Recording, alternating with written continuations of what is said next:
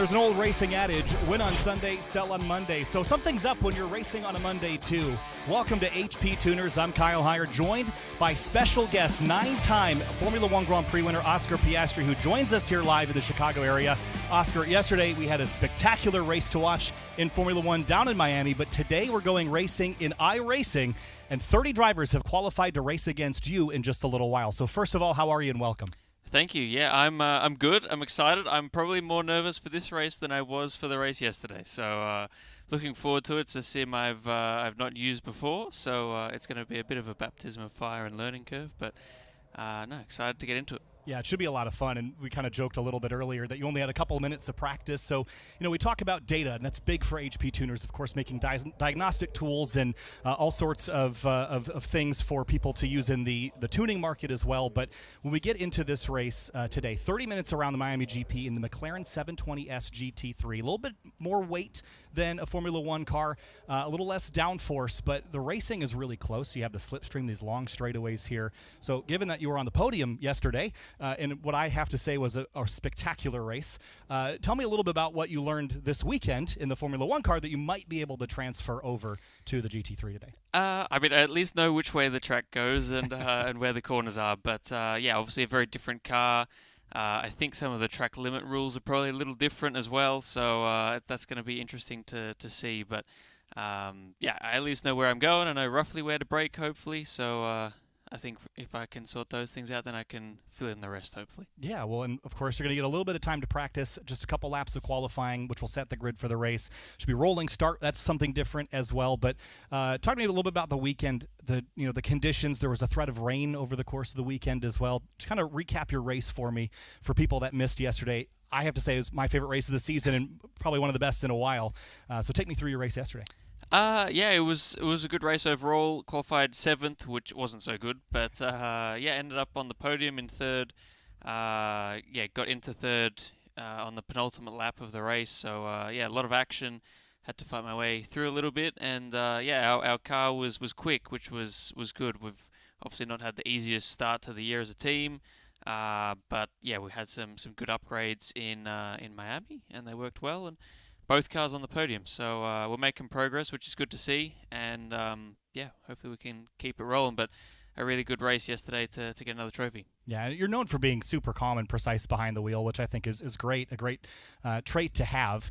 The change in regulations this year kind of reshuffled the deck a little bit, so it's been fun to watch the team sort of chase it. What's been the biggest adjustment for you this year with those changing regulations? Definitely the power units. They're incredibly different, obviously now with the nearly 50-50 hybrid split, but a lot of getting used to, very different ways of driving. It's pretty much different to any race car I've ever driven, certainly, and I think that goes for everyone on the grid, basically. So it's a massive learning curve for us all, but yeah, still lots of challenges, lots of areas a driver can make a difference. So yeah, just trying to try and do our best. Yeah, so great. So there's some cars on track now practicing. You're up against some of the best in sim racing. They've done one of iRacing's time attack features to qualify for this. So one lap, they're very strong. We'll see how they do over the course of a race. Though looking at the entry list, there are some names on here that I recognize from some pretty established kind of sim racing and esports teams. So what's your experience level like in iRacing or just sim racing in general? Is this something that you do on the side for fun, or do you get enough on Sunday?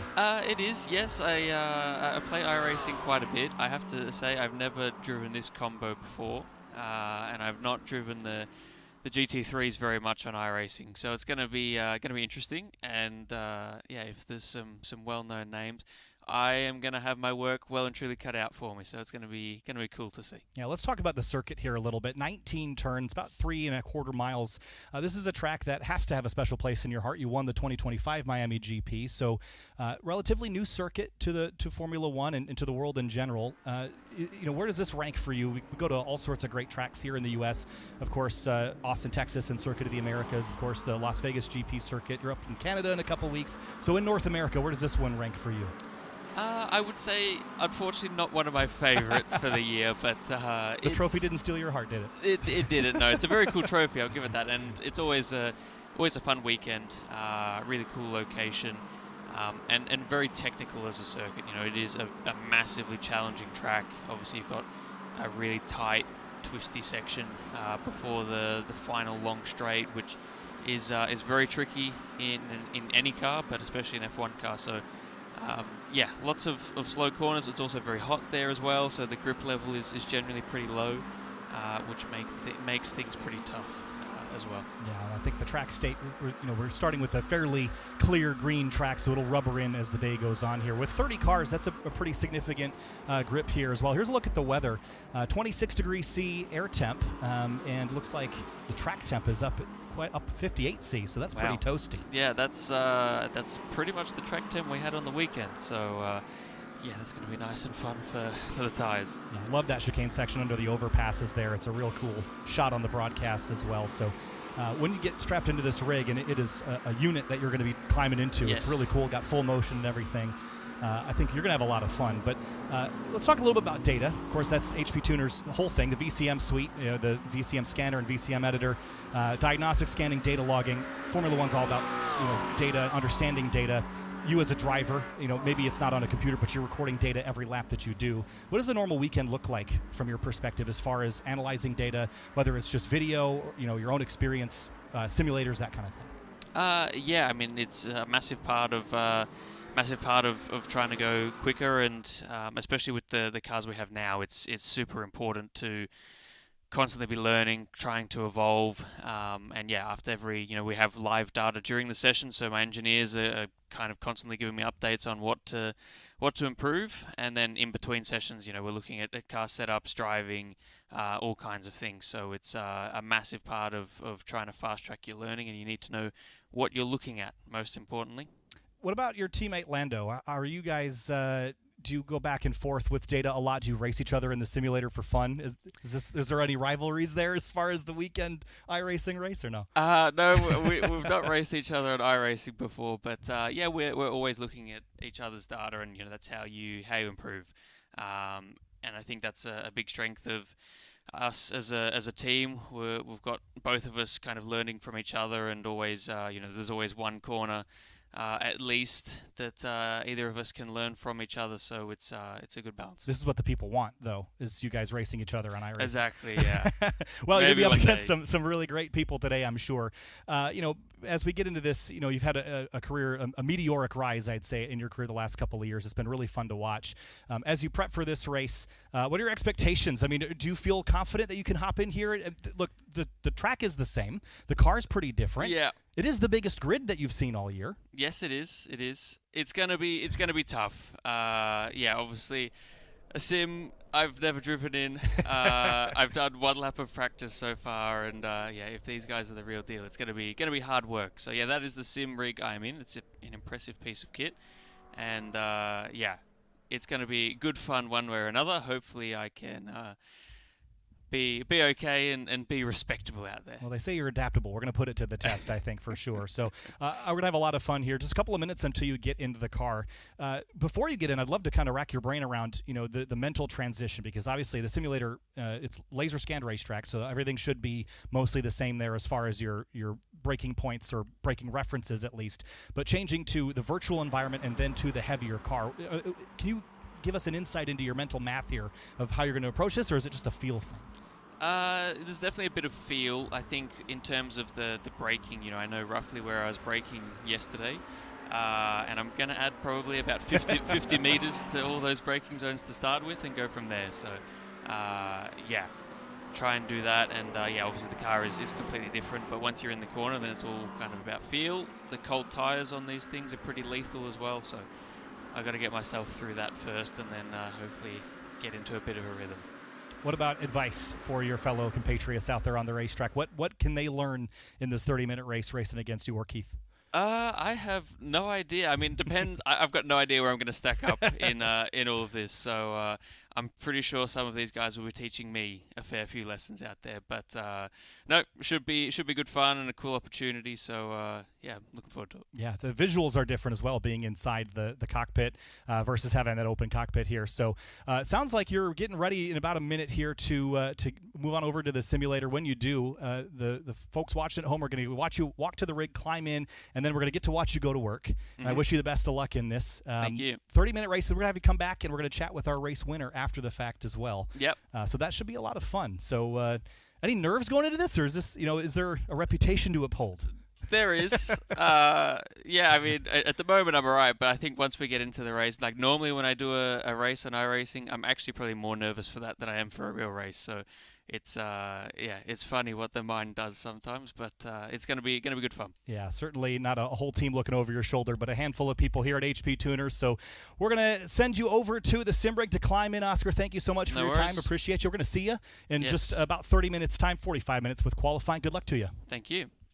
All right, so while Oscar climbs out of the commentary booth, we're going to get back to work here, just showing you the practice coverage, and we'll get a view of him as he makes his way over.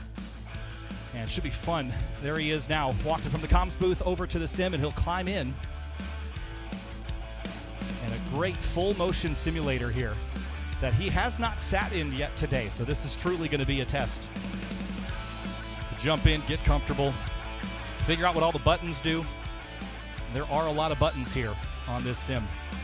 And again, while we wait for Oscar to get set up, once again, we're here at the HPTuners headquarters just outside of Chicago for this special event. The qualifiers here ran in one of iRacing's time attack competitions to earn the challenge to race against Oscar Piastri at the Miami GP. Again, we're here at the HPTuners facility. It's a gorgeous day outside and inside here. Folks getting him strapped in. It was a spectacular race yesterday. If you missed the Formula One Miami GP, I recommend you go back and watch it. We already spoiled a little bit of the ending for you, but it was a blast to watch. Tons of passing up all the way through the field. A little bit of drama at the start as well. And while he's getting strapped in once again, more about HPTuners. If you're not familiar with HPTuners, they make the tools. And tuner shops and users are working with supported vehicles using that HPTuners software to see vehicle data, diagnose issues, log performance, and work with supported control modules. And all of that, great part of the aftermarket, the performance industry, as well as with independent shops around the country and the world.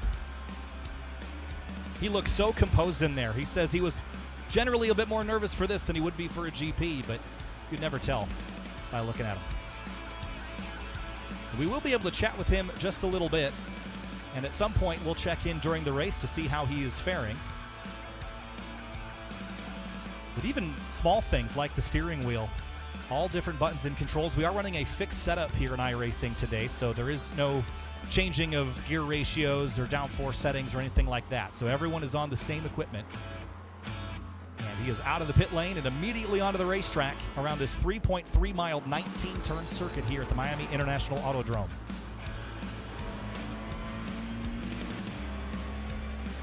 Right out onto the racetrack, and then maybe stop and get a reset here. It's just immediately so comfortable, and this is the adaptability that we expected to see. Best lap time so far, about a minute 55.592 by Sean Campbell. And going through the entry list, by the way, there is about 30 cars going up against Oscar today, and drivers from all over the world. We've got drivers from Hungary and Sweden and Norway and Great Britain and Italy and Germany and the U.S., of course, and a whole host of others. It is truly an international event if I've ever seen one in the sim racing space. But having a look down the long straightaways here at the Miami International Autodrome. More on the circuit. It all begins with a short run from turn 19 to turn 1, and then there's a quick slalom right, left, right. That will lead you into turn 4, another slalom back to the right again. And kind of a long curving back straightaway. That chicane that you're looking at there, that's turn 14 through turn 16. That's 16 there, the left-hander. And then this incredibly long straightaway. This is where you've got the DRS system in the Formula One cars. But in the slipstream down the backstretch, that's all you have to work with in these GT3 cars. A little bit of a drag race. Look out the left side window there on Oscar's car. And a little bit of a challenge at play all the way into turn 17, your hardest braking zone here on the circuit. And then accelerating back up through the gears. 6 gears in these cars, making about 600 horsepower in the GT3 configuration. Here on site today, they have a McLaren 720 GT3X, which is based on the GT3, but makes about 200 horsepower more and has a push-to-pass button. All part of the festivities going on here today. Oscar's charging through the chicanes now. see on board here as he kind of chases through. This is one of the keys of the Miami GP circuit. There's not really a lot of sight points. You're kind of walled in most of these areas, these big sort of ocean blue runoff areas. The orange and white curbing right out to the edge of the road, track limits. Again, you got to keep the car on the road, can't shortcut or you'll be issued time-constrained penalties. But you can run a little wide. I don't believe there's an incident limit today, so you should be in good shape. And in just a couple minutes, we're also going to have an interview with Oscar while he's sitting in the rig after he's had a couple laps to practice. And he immediately seems up to speed. His first lap at pace was 2 minutes, .191. That's only about 5 seconds off what the fastest driver's done, and they have done a whole lot of laps compared to Oscar's one so far. So up through the chicane again at turn 14. The car ahead of him just a little bit in the wall there. And the wall's closed in. We saw that in the factory yesterday in the GP with an early accident involving one of the Red Bull machines. They ended up in the wall, ending their race a little bit early. But then this long stretch, this is going to be such a critical point in this race, especially if the field is close after that initial launch on the green flag. In 30 minutes, you're going to probably see about 15 to 17 laps worth of racing here. And that's 15 or 17 opportunities to overtake into the tightest turn on the racetrack. Once you get it done at turn 17, you come back around again, back to the left, back to the right, and to the start-finish line. And here comes Oscar across the stripe now. And on the timing and scoring, that should be an improvement, and indeed it is. That brings them up to a 159.1. And the majority of the field is in the 56s. Only a 2-second spread. That is incredibly competitive for drivers that have qualified in for a one-off event like this. I'm pretty amazed at how tight things are. But he is right on. Has not misstepped once. And having been involved in sim racing competitions for years, I can tell you that it is challenging for drivers to just hop in and immediately be up to pace like this. And again, all drivers will have to adapt to the setup here. It is a fixed setup configuration. And that means you're not going to tune the car to your abilities. It's going to just be the driver tuning themselves.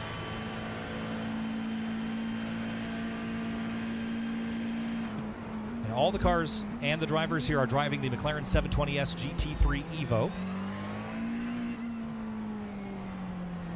I'm just amazed at how up to pace he is already. Just flawless driving. And again, 2 laps in, already in the 159s.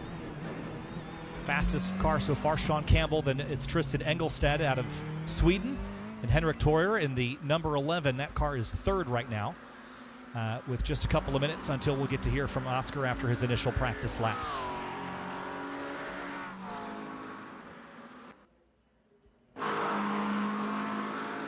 Need to look around the circuit, some of the other cars in practice here.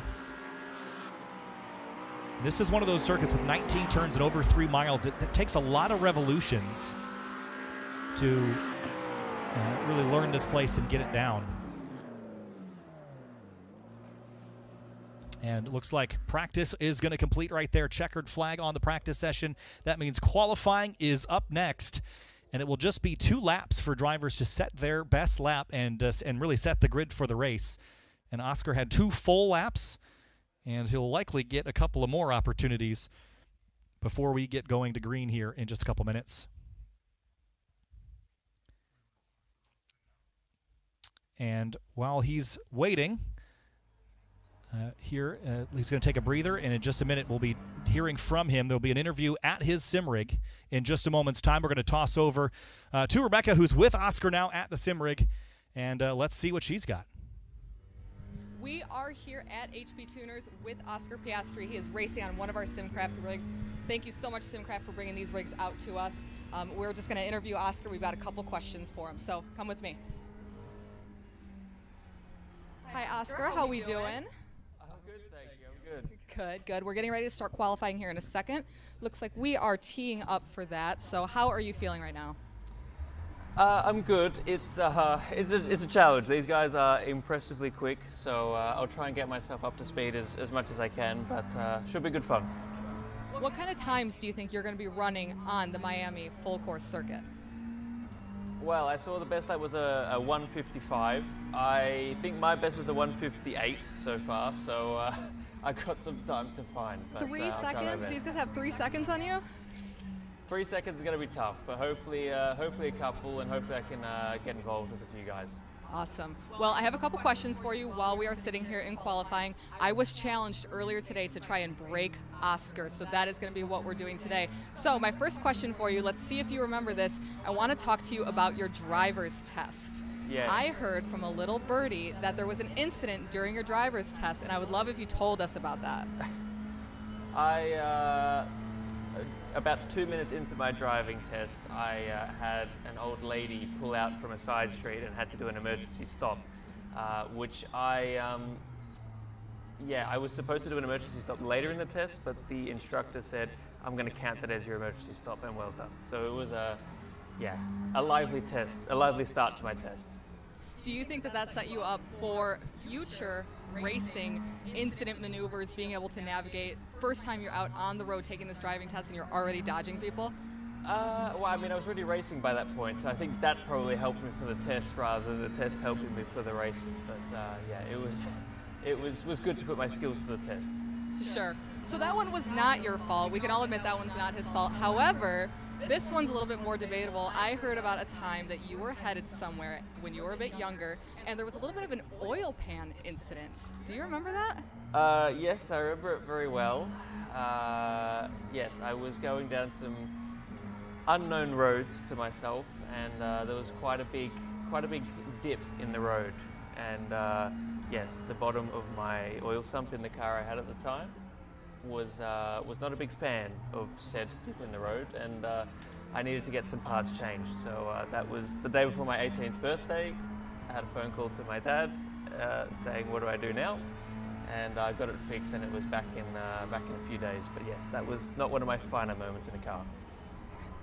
Hey Dad, happy birthday to me. By the way, the car. Exactly. No oil in it, big bill. And so was that the crest in the road, or do you think that was a little bit of a driving error, a little bit of both? Like, I'm gonna say it was the crest in the road, but yeah, probably shouldn't be going on unknown roads like that. So yeah, bit of column A, bit of column B.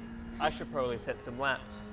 Sure, but you've had a pretty good history when it comes to fluid on tracks, so I think that was a good learning experience, and now you are set in your F1 career. So congratulations there. Thank you. I have one more question for you. Yeah. This one is my personal favorite. So I want to do a quick hotspot with you. We're going to go through your favorite F words. You start. Okay, Formula One. Okay. Fans. Fans. What else? Fiction. Fiction. Yes. Yes. There's a point to this question. There is, and what is not fiction is what happened to you in the first grade when we were doing what are your favorite F words. Do you want to tell the story about what happened there? I listed as many F words as I could think of, and didn't hold back. Didn't hold back. So first grade Oscar got himself in a bit of trouble with that one. I answered the question. I answered more words than anyone else, but yeah, they were not some of the better questions. Well, as much as I'd love to know what your favorite F word is here, we are live, so we're going to get started with the race. Best of luck, Oscar. We're going to see you at the end, okay? Thank you.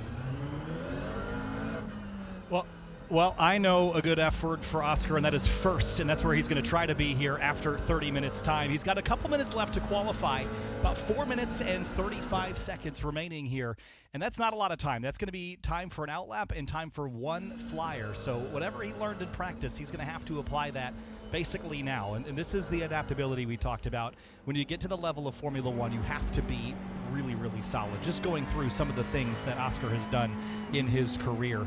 2019 Formula Renault Euro Cup champion, 2020 FIA Formula 3 champion, 2021 FIA Formula 2 champion. So he won 3 major junior championships in 3 consecutive seasons. His Formula One debut back in 2023, of course, won 7 victories in 2025, including the Miami GP, and was oh so close yesterday, finishing 3rd in the 2026 Miami GP. So he is adaptable.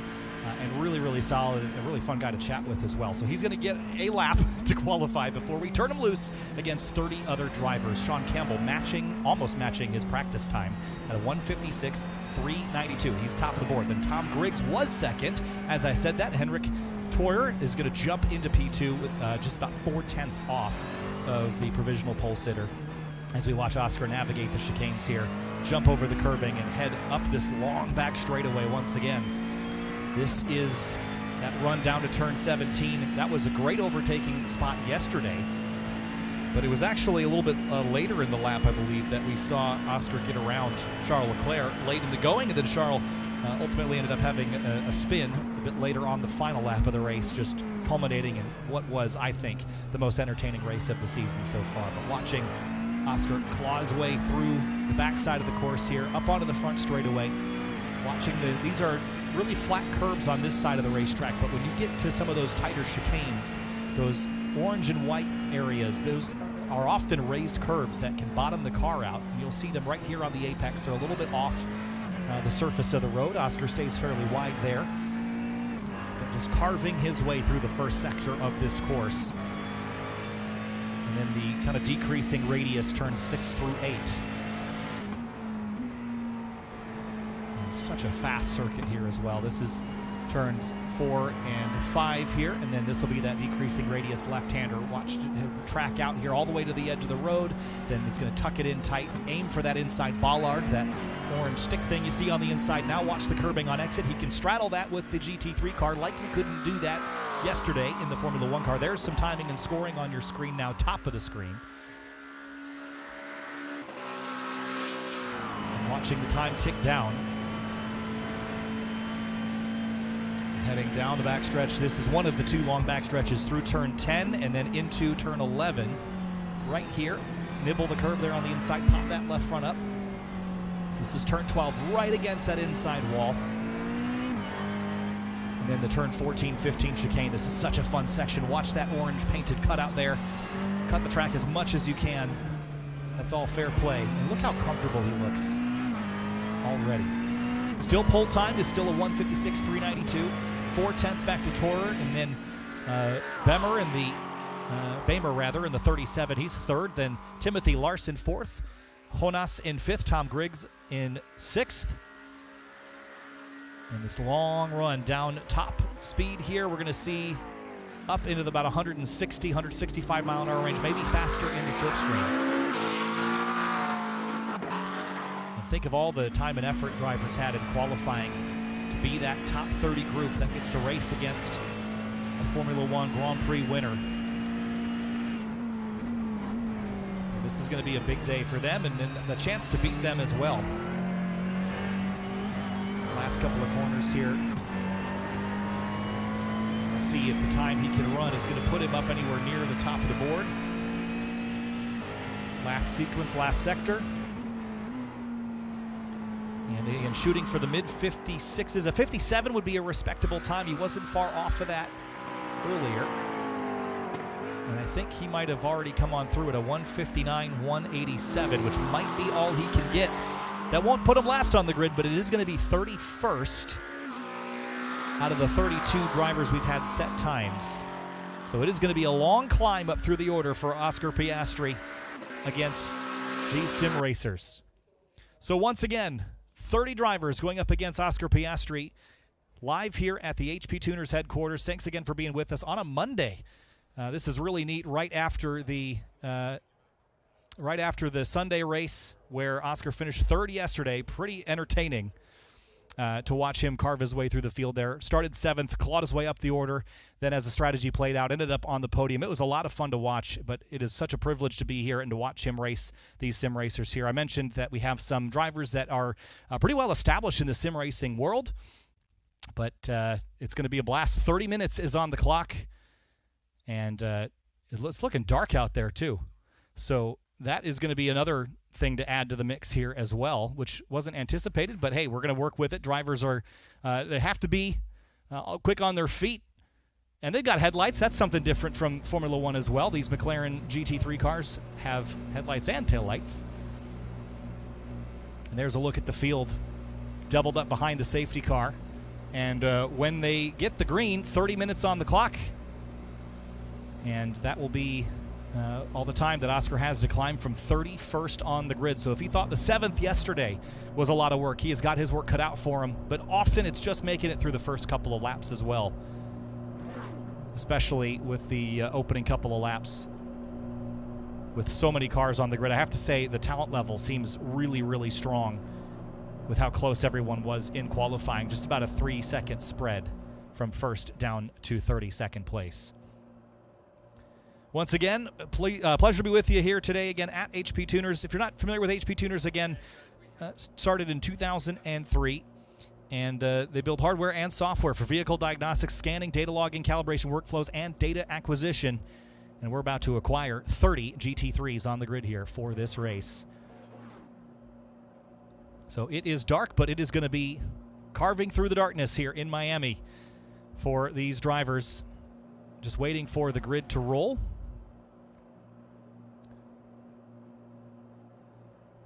So as the field is stacked up here, I think the expectations I'd have for Oscar is just to make it through the first couple of laps without any real conundrums. There isn't going to be damage in this race, so if anybody has a mistake or spins out, they can get back rolling. Safety car is rolling now. They're going to have about a quarter of a lap to get all their tires up to temp.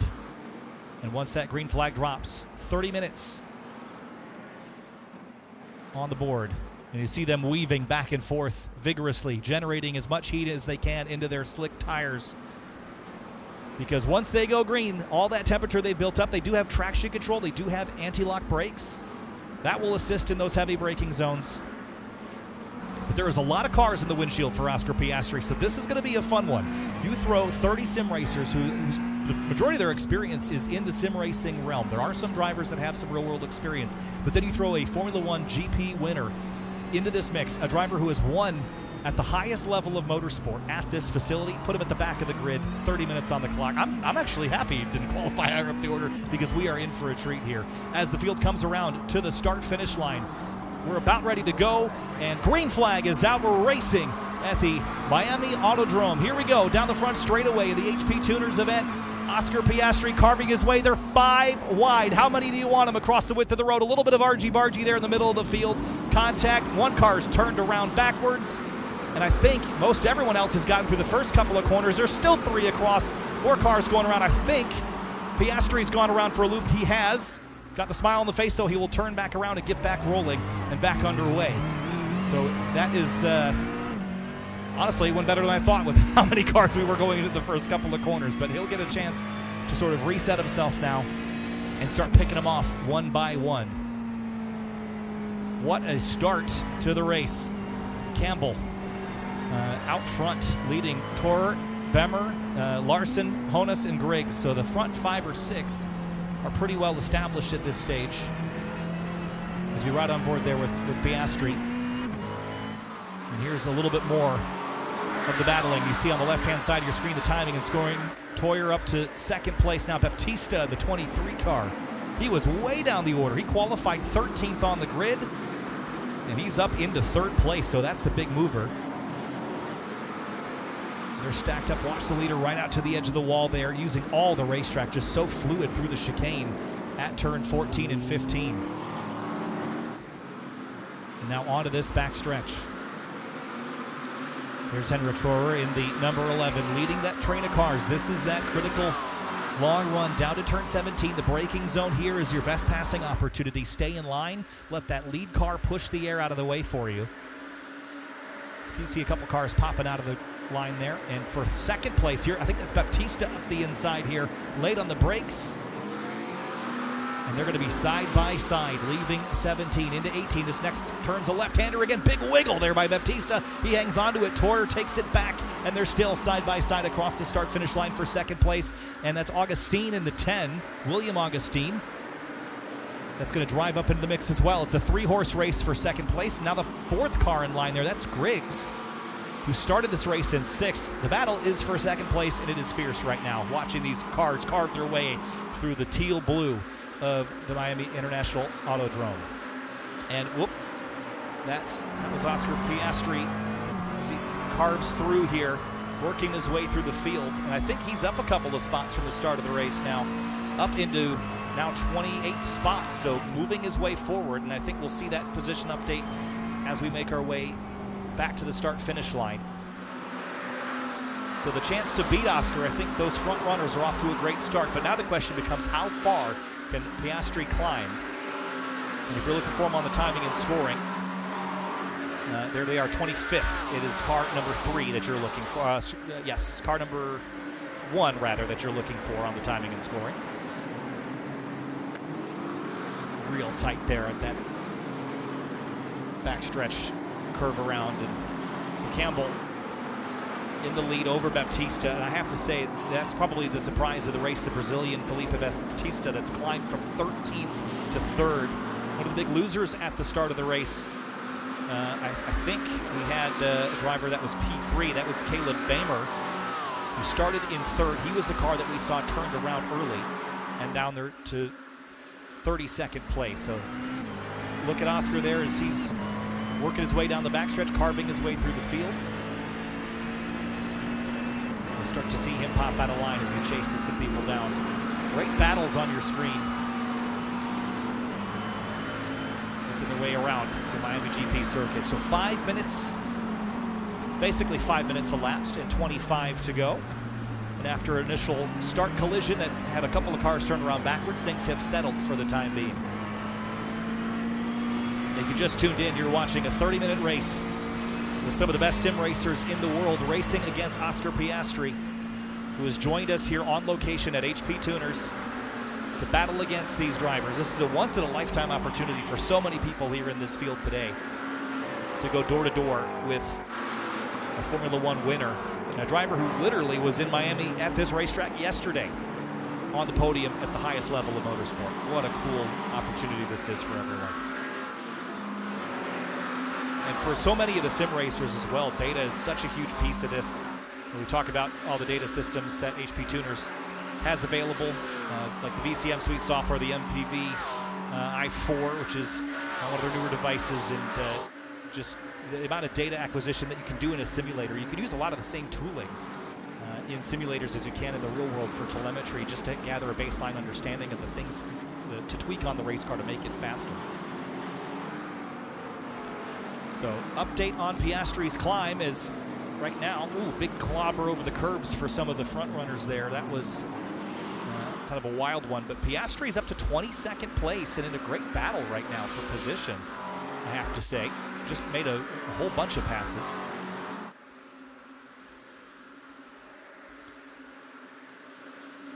And certainly the nighttime views, this is just a little bit of a shake-up to what we were expecting, I think, really to kind of make them adapt. This is what's so fun about sim racing, is that you can sort of change the conditions. If you wanted it to rain, you could make it rain, but we've made it dark instead and just add a little bit of extra complexity to the event. On top of that, the other thing about darkness, I think it's like turning the contrast up on your TV. That's what Darren Waltrip used to say. It just makes it look so much more it's like liquid. It's like liquid crystal. It's so cool, especially with that Miami blue around here. But watching Oscar side by side there for position, and watching the car make the pass. So that was the 13 that just went by. Avery Mendoza that just made the pass, and Oscar's going to try to get back by, just tailing that McLaren 720S, tracking out wide, cutting over the late apex there. Then watch the slipstream here as he get a little bit closer, kind of down a couple of gears to 3rd. Real tight on the rumble strips here. See the flames shooting out the tailpipes of this twin turbo V8. And look at Oscar just getting the nose out there right up to the rear bumper of Mendoza. This is a great battle to watch. There's not much better than GT3 racing at a track like this with so much long straightaways. These cars punch a fairly sizable hole in the air. They have plenty of downforce as well, but they're a good bit heavier than the Formula One cars that Oscar is used to driving. And he mentioned earlier he'd have to back his braking markers up by a couple hundred meters. But they still have a lot of braking performance. See Oscar diving in there, using the curbs. I'm just blown away that he's been able to just jump right into this. And you could argue, I mean, I don't know if anyone's going to argue, he's one of the best in the world, considering where he drives, but to just jump right in into such a different circumstance and be this solid. Little wiggle there on the power. But now chasing Mendoza down that straightaway there. So from 31st to 22nd in the first 8 minutes. So at this rate, if he can continue climbing at this rate, he'll be up inside the top 10 before this is over. But it does get more challenging as the race goes on. Into the braking zone for turn 17. Wide entry there for Piastri. Because up the inside, a couple of cars that snuck by there, including the 7. That was one of them. That was actually the leader. The leaders that were sneaking through. Sean Campbell, Felipe Baptista, Tom Griggs.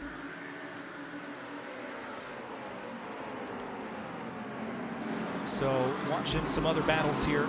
That's the 33 car. Slicing and dicing.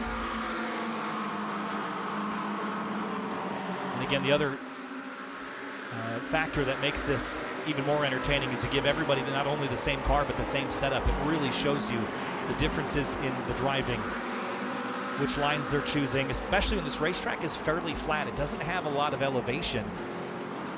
Florida in general doesn't have a lot of elevation, but it does have texture. There is some ebbing and flowing and weaving that happens over the course of the lap. Piloting a car like this, choosing where to place it so that it naturally falls into the flow of the racetrack, that's the other challenge here as well. 20 minutes to go, so 1/3 of this race is complete. And rocketing through the darkness here. Side by side up the road there, and this long backstretch once again climbing well into the 160s. I think yesterday in the Formula One race, Oscar was up in the 210 mile an hour range before jumping on the binders for that particular spot on the racetrack. So leader Campbell over Baptista, Griggs, Tourer, Caillon in the number 24 car. That car is P5. Alex out of Italy.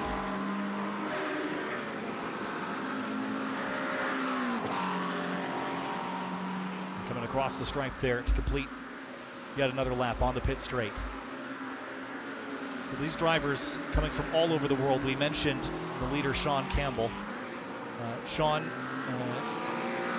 really enjoyed racing the 720S and enjoyed the time attack function. That's why he's here today, but really enjoys driving basically everything. And right now he is dominant in this race. Was the fastest driver we had seen so far. Felipe Baptista behind him is a stock car Brazil driver. So you throw that amount of talent into the mix, and that's why you go from 13th up to 2nd in such a short amount of time. There's on board now with Sean Campbell.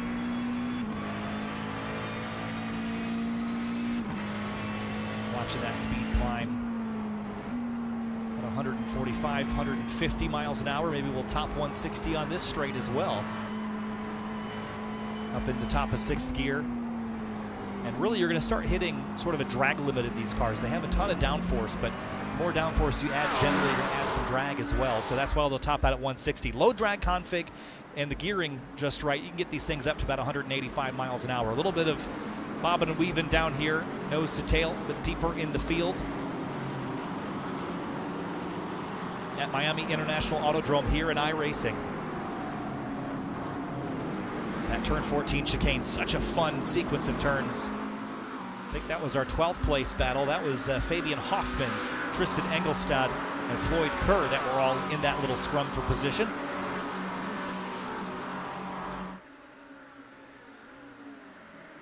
And a little bit of weaving on the backstretch as well. I love watching the cars fan out as they get into that slipstream, jump on the brakes even later, use the gears to slow the car down, and still side by side, leaving that chicane as well. The precision involved in this and getting this right, second to none. These drivers are doing a phenomenal job. It was a lot in that opening sequence. There was cars everywhere, but frankly, since then, this race has been mighty tidy. Jumping back a little deeper in the field once again. Actually, this is up. This is for 2nd place, rather. That's Griggs and Baptista. This is a little bit of a fight here. Baptista side by side here into the braking zone. Crossover from the 23 of Baptista to try to steal the spot back because Griggs moves up and Baptista did not want that. Here comes Tourer in the number 11 car. They're going to be almost 3 abreast there, but that's that decreasing radius turn. That is over on the far side of the track, turn 8.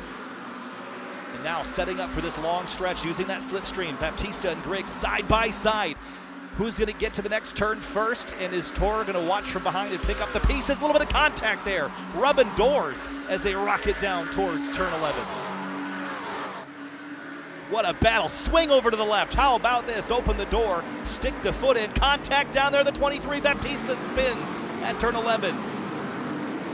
And that will allow Tor to pull up alongside or near Griggs and bring in Kohler, Larson, Cajon, Augustine, and a whole bunch of other drivers into this mix. Right now, Campbell leads by 4.9 seconds, but for everyone else, the position they're chasing is second place right now, under the overpasses and onto the backstretch towards turn 17. This is phenomenal stuff. This HPTuners special event, Oscar Piastri carving his way through the field. And riding on board with Piastri now, huge clobbering over the curbs there in 27th place, chasing Rodrigo Sanchez. Bit of yo-yoing in the order here, but jumping into the rig, I've been blown away by the pace that he's had. See that car ahead pulling away just a little bit, but he'll start to reel him back in. Right about here is where this draft has that equilibrium. They'll start to pull him back. But this is just, there's so much good racing happening. Big lunge up the inside. That was 13th place. Engelstad on Hoffman, and then just behind him, the 19 car, Jaquez, and then there's Baptista, the 23, that got moved out of the way. No give up in Felipe Baptista right now. Go Verkin in there as well in the number 9. You can see the position on the windshield is how I'm identifying those cars. That LED number is the position of the car on the Lumarank. It's long left-hand decreasing radius corner. There's a great stack up of cars running second on back. I think Griggs has gotten a little bit of space for himself at the moment. About half a second up the road from Tor. But now the fight a little bit deeper. That is the 11th place car that we're looking at. Kenzie van de Verken. More side by side. Love the braking battles here. And it can be a tight fit around this racetrack when the walls sort of close in. It funnels you down. Real tight there. Big wiggle for the 9th place car, Fernando Jaquez. That was really dicey. And then Fabian Hoffman in that, I believe that's the yellow car there, 12th position on the board.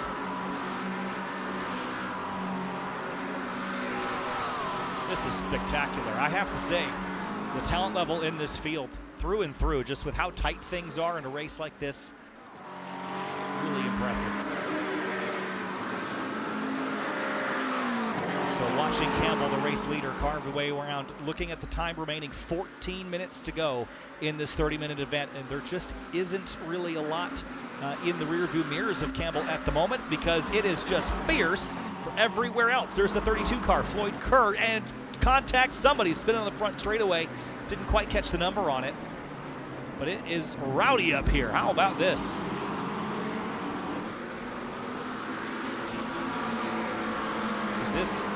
This is really dicey. The speeds that you're carrying, leaning on the downforce of these cars. Floyd Kerr, I think that was the car that I thought turned around, but indeed it was not. That the 32 car is leading this pack right now. The 11th place car, that's Fabian Hoffman in the number 18.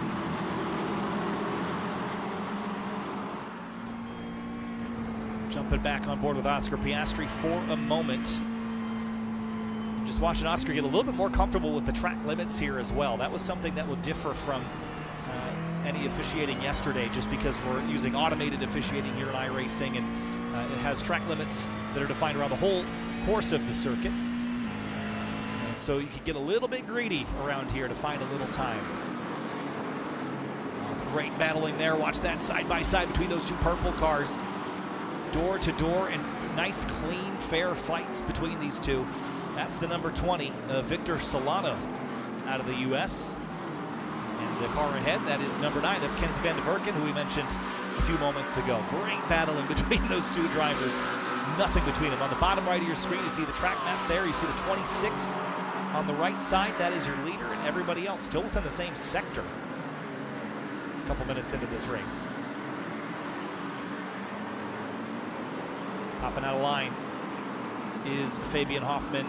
Really late on the binders down there at turn 17. Almost a kiss to the wall there with the left side, or the right side rather. You see the drivers getting all 4 tires up onto the curbing. A lot of this area, you see the orange and white, when they're driving on that, some of that is just paint and it's track surface level, so you can get up onto that and it won't upset the car. But some of the tighter sections, like you see here, those curbs are raised, and if you get the inside tire up inside of that, it can actually help rotate the car.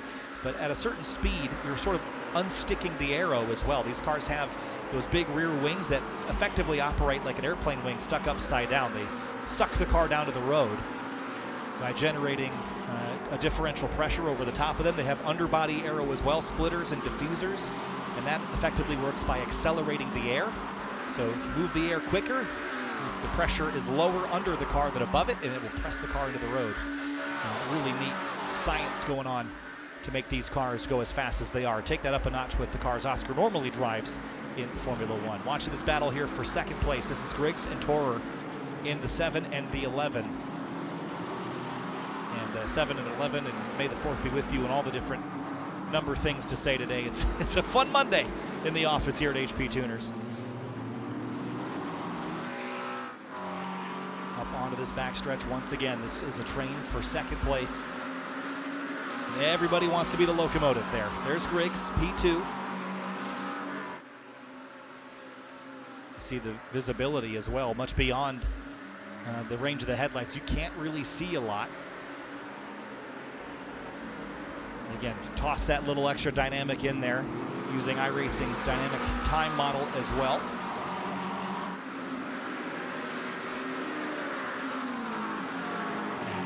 Across the line here with just about 10 minutes to go. So probably in the order of 3 to 5 laps remaining, depending on the leader's pace. And the other thing to consider as well that we hadn't really talked about is the fuel consideration as well. These drivers are running on a tank that is a little bit lean for this 30-minute race, so the drivers will likely have to consider that.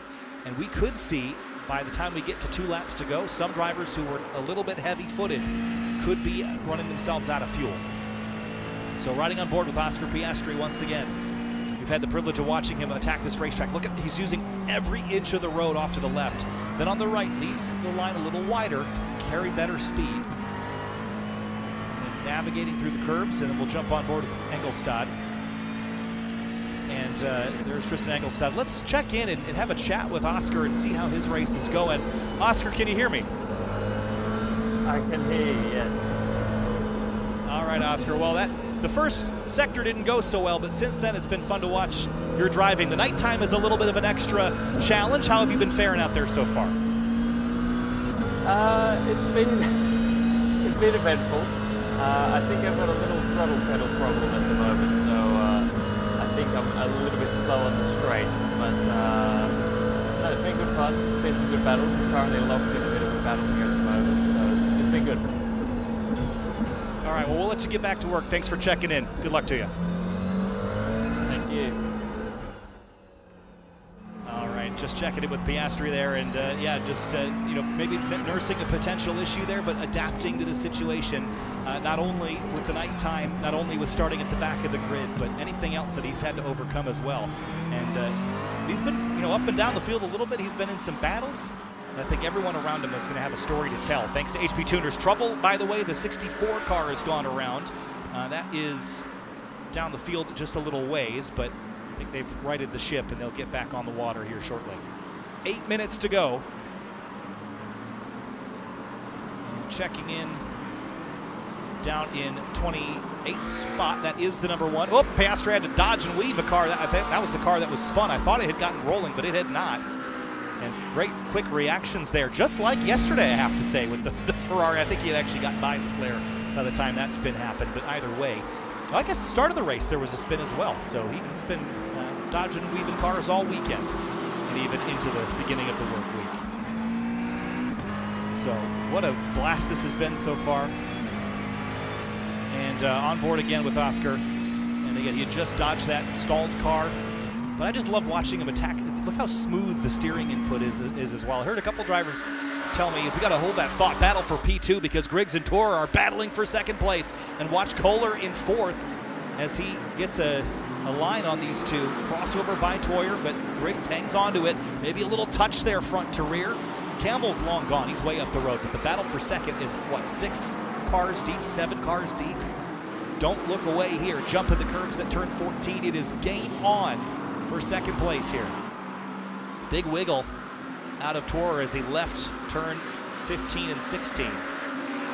Just trying to harness the 600 horsepower GT3 car. Look at them behind them as well. Behind Larson, Kohler, Cajon. This is just cars everywhere. A little bit of defensive driving. That's all fair play back there. You just can't move under braking or make a move in reaction to the car trailing you. All fair play. These two are just absolutely having a slugfest right now, and they only have 6 minutes to go. Big defensive line here into turn 1. Watch the move across the racetrack there. That's going to get really dicey with the 29 car on the outside. That is Bram Lenton. And here's Henrik Toyer's onboard. Watch the speed climb here. Chasing Tom Griggs out of the UK. A little bit of curbing use there. It's so fun to watch the ebb and flow. Look how greedy they're getting with the track limits as well. All fair play. The simulator will automatically slow you down for having gone a little extracurricular with the track limits. But this is a battle, again, a little bit further down in the top 10. This is Bram Lenton, Greg Kohler, Felipe Baptista in the 23 is also in this mix.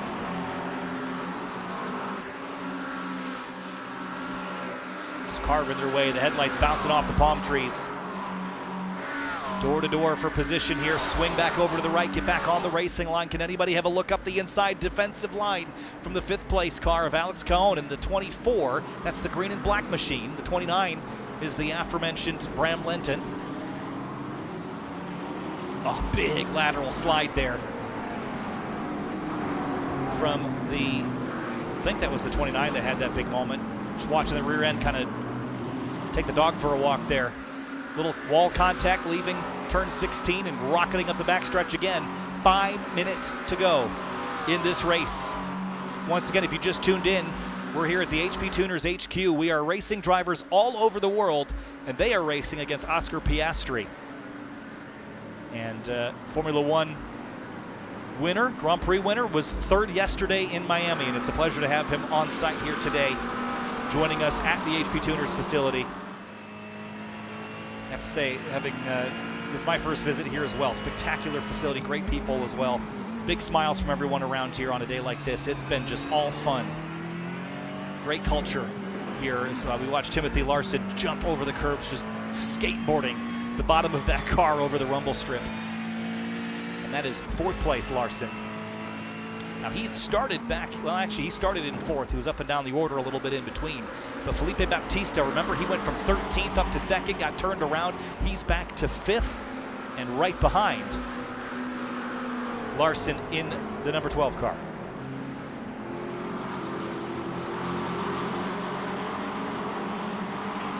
All right, out to the edge of the concrete walls there. And in the nighttime, it just adds another dimension as well. It's dark. You're using your headlights to see. You're waiting for the brake lights of the car ahead of you just to push that much deeper in the braking zones. Just the glare of the headlights watching these cars. That's the 3rd place machine, Henrik Toyer. This is the battle for 2nd on board with Griggs. And even this deep into the race, these drivers were qualifying at 156.3s. Look at Griggs now, predicted lap of a 156.3, 156.1. We are running qualifying pace times basically with 3 minutes to go in this race. That is impressive. The consistency at which these drivers have run today. And that's, these drivers have had so much time and experience in a simulator like this, using data to analyze their laps and figure out where they can find speed. A lot of that comes with experience over time. Some of that comes with analysis. But, we talk about HPTuners and some of the things that help develop tooling for the auto industry. Clean data, repeatable testing, smart adjustments, and experience. Those 4 bullets. are things that even without intentionally applying it, drivers are doing that over the course of this race. So leader Sean Campbell's out front by 10 seconds. Battle for second is still hot. Griggs and Toorer.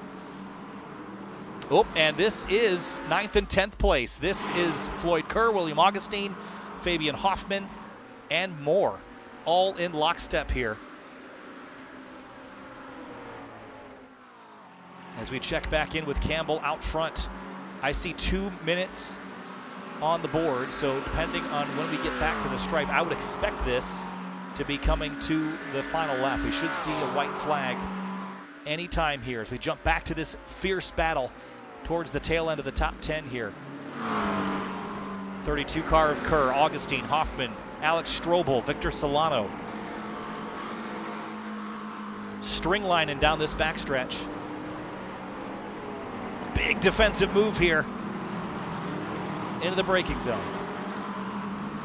And jumping back on board with Oscar Piastri chasing down the car up the road. Up to 27th again. It was as high as 22nd at one point in this race. Has been battling all sorts of things, but has another one on the radar in the crosshairs here with just a couple of laps remaining. It's been a pleasure to have him on site here today, jumping right in the rig. I haven't really seen him put a foot wrong, and that opening first lap incident was really not of his own doing, so he had to just kind of navigate around that. But since then, he has been rock solid. 10th, 11th, all these cars battling for positions inside the top 10. Big lunge by Fabian Hoffman way late into turn 17, and he's going to bring the 32 of Kerr with him.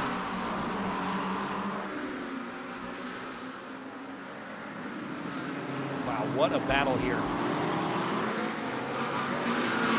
Sean Campbell in that number 26 was way out ahead of the field here. Curious, had they picked up the white flag lap yet? Because we only have 24 seconds left in the session. The battle for second is the fiercest one at the moment. And any mistake, we saw it yesterday in the GP, that any mistake late in the going here could cause you strife. 10th place, still a fight.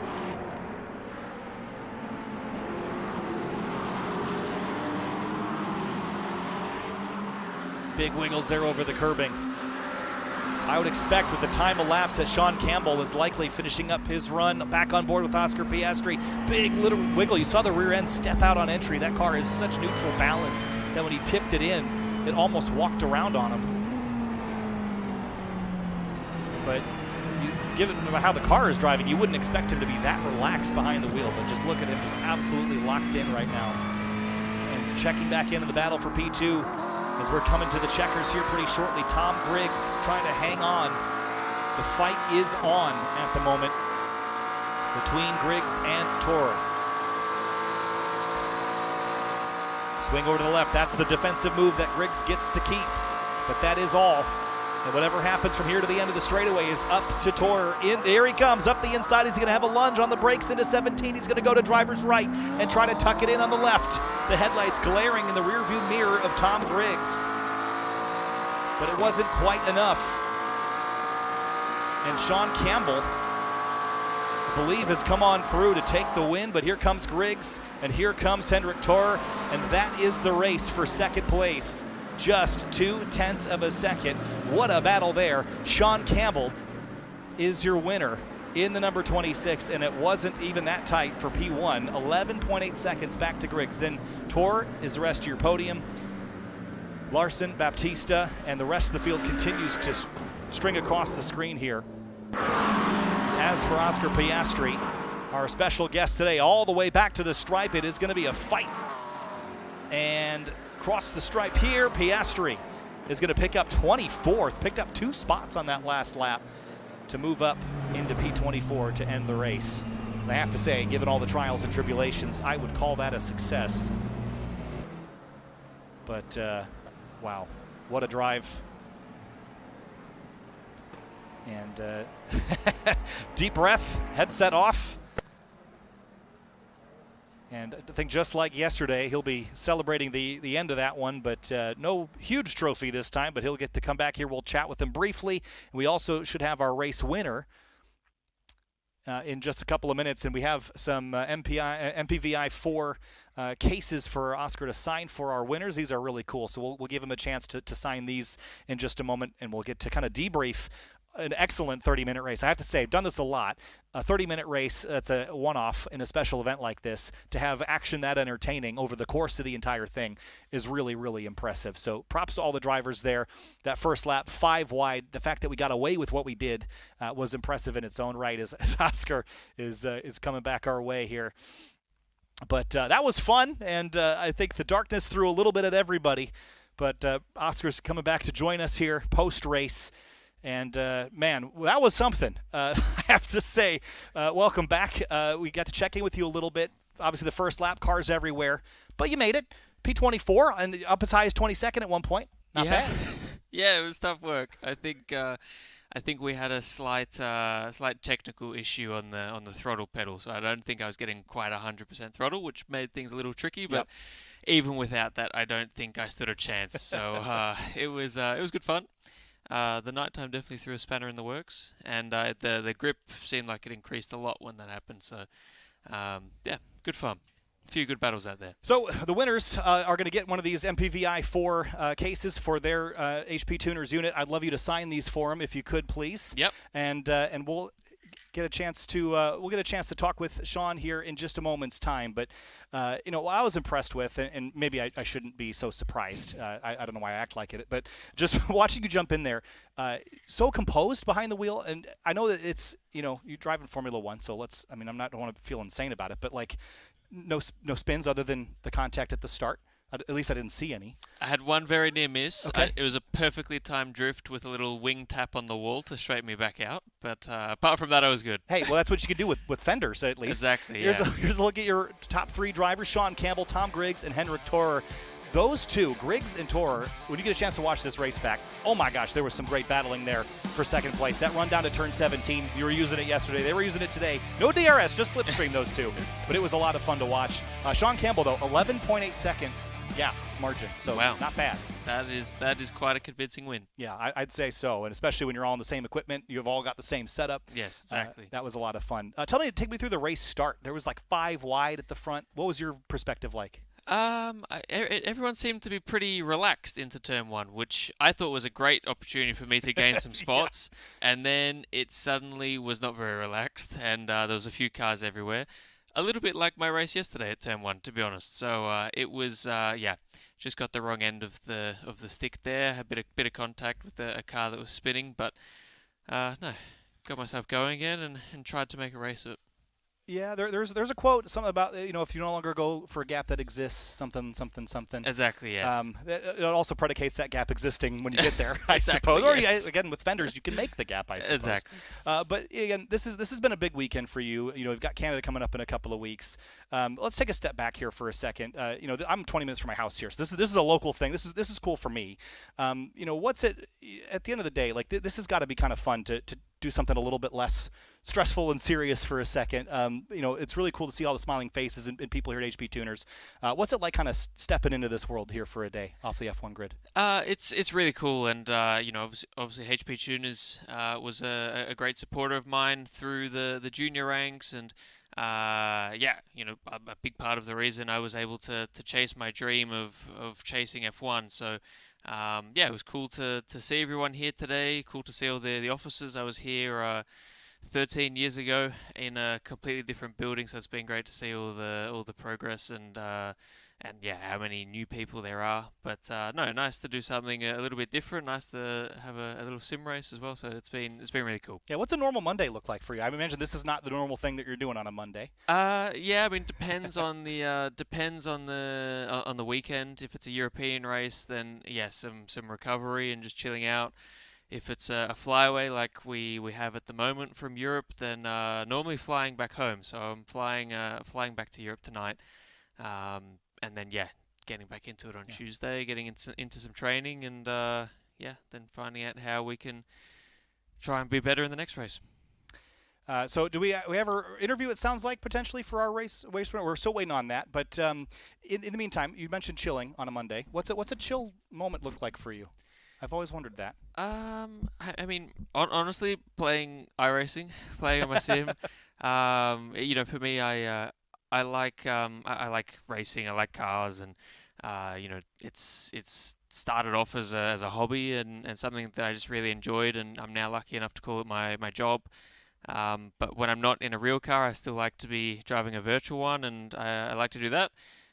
Spending time with my girlfriend, with my friends if they're around, with my family if they're around, which is not very not very regularly for my family, but yeah, just nice to do very the kind of everyday things that when you've got such a busy schedule become not such everyday things anymore. I work in motorsports. Maybe that's obvious, but I work in motorsports too. And on the weekends, typically I'm at a racetrack or something. So it's hard for me to watch racing sometimes. It was actually really nice yesterday to watch a little bit of Formula One, watch a little IMSA, NASCAR, things like that. Do you have a series that you watch outside of F1 that you go to? I try to watch IndyCar when I can.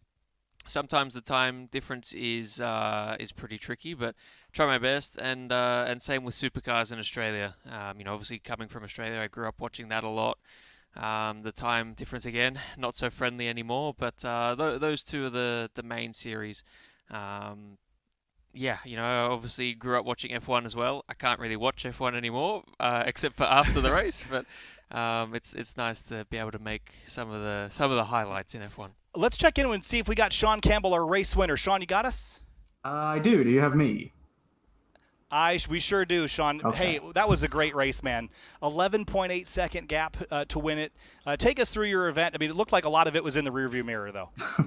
Well, the big concern was fuel, honestly, because we're on the fixed setup, and it only has enough fuel for about 30 minutes, and the race was 30 minutes. So I think a lot of it was big fuel saving for some of it. And then we realized right at the very end, oh, hey, we're good to go. So we all just started pushing really hard.